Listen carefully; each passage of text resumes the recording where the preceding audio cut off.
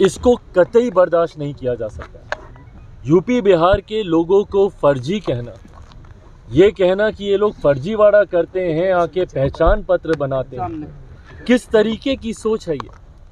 आज अभी हम लोग महामहिम के साथ बैठे हुए थे और उसमें ये चर्चा हुई कि ये वही यूपी बिहार के लोग हैं। अगर एक दिन अगर ये लोग कार्य ना करें तो कहीं ना कहीं देश की गति थमने पर आ जाएगी। इतना महत्वपूर्ण योगदान है।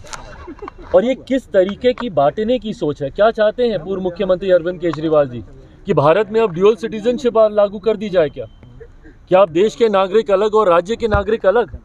ये देश की वो राजधानी है जहाँ पे देश भर से लोग आते हैं। और किस तरीके का संदेश आप उस राजधानी से आप देना चाह रहे हैं। और कल को आपको वोट भी इन्हीं का चाहिए, जाएंगे भी इनके पास और इन्हीं को गाली भी देंगे।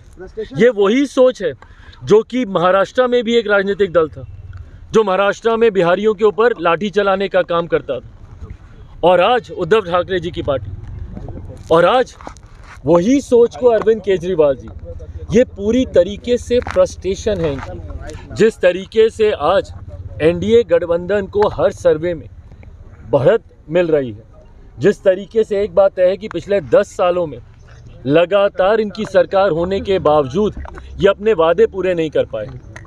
कौन कौन से देश से तुलना की थी कि दिल्ली को ये बना देंगे, क्या क्या कहा था कि दिल्ली की सड़कें कैसी कर देंगे तो पानी कैसा वहाँ का हो जाएगा। आज भी जाके देखिए वहाँ के नलों से गंदा पानी, आज भी जाके वहाँ की सड़कों के हालात देखिए, वहाँ का इंफ्रास्ट्रक्चर देखिए। हकीकत है ना इनसे पंजाब संभला ना इनसे दिल्ली संभला, और दिल्ली के लोगों ने इस बार बदलाव का मन बना लिया। अगर इनको बार बार यही शिकायत करनी है कि एलजी हमारा साथ नहीं देता, अगर इनको बार बार यही शिकायत करनी है कि केंद्र सरकार से हमको साथ नहीं मिलता, इससे पहले तो किसी सरकार ने ये शिकायतें नहीं की थी और इन्होंने सिर्फ ये बहाना बना लिया काम नहीं करने का।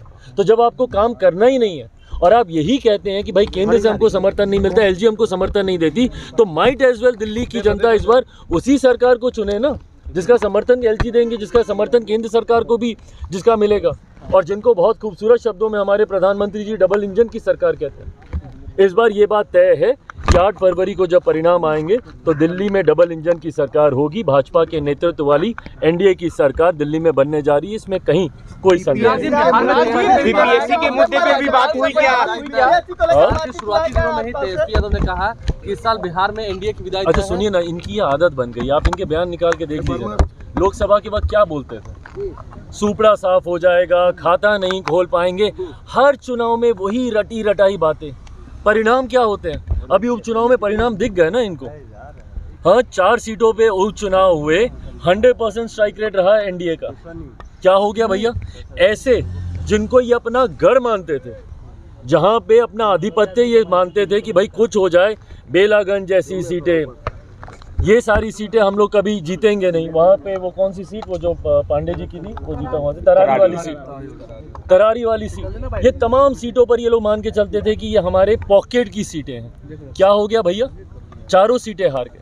और ये एनडीए की ताकत है। जिस तरीके से एनडीए के 5 दल हैंड इन ग्लव की तरह मिलकर कार्य करने का काम कर रहे हैं। आप सब ने देखा, लगातार हमारे प्रदेश अध्यक्षों की बैठक हो रही है। सारे दलों के प्रदेश अध्यक्ष एक साथ अभी 15 तारीख से यात्रा पर भी अभी निकल रहे हैं। और ये हैंड इन ग्लव सिर्फ राष्ट्रीय स्तर पर या प्रदेश के स्तर पर ही नहीं है, जिला से लेकर प्रखंड तक आप लोग जाइएगा, वहाँ पर भी सारे दलों के जिला अध्यक्षों का, प्रखंड अध्यक्षों का, पंचायत अध्यक्षों की जो बॉन्डिंग है, बूथ स्तर तक पर हम लोग इसको लेकर जा रहे हैं। ऐसे में ये मानकर चलिए, जिस तरीके से मैंने लोकसभा में भी कहा था कि बिहार में परिणाम अच्छे रहेंगे, इसी तरीके से विधानसभा में भी मानकर चलिए कि 225 से ज़्यादा सीटें एनडीए जीतकर इस बार सरकार बना रही है। बीपीएससी अभ्यर्थियों के मुद्दे पर भी बातचीत हुई राज्यपाल से। जैसा मैंने कहा कि इन तमाम विषयों को हम लोगों ने महामहिम के संज्ञान में हम लोगों ने दिया है। एक बात मैं मानता हूँ, छात्र जो बिहार का भविष्य है, उनके साथ कतई कोई अन्याय नहीं होगा। हमारी बिहार की एनडीए की सरकार, हमारे मुख्यमंत्री नीतीश कुमार जी और तमाम घटक मिलकर इस बात को सुनिश्चित करने के लिए, उनके सुझावों को लेकर, तमाम विषयों को लेकर इस बात को सुनिश्चित किया जाएगा कि उनके भविष्य को लेकर किसी छात्र के साथ कोई अन्याय ना हो।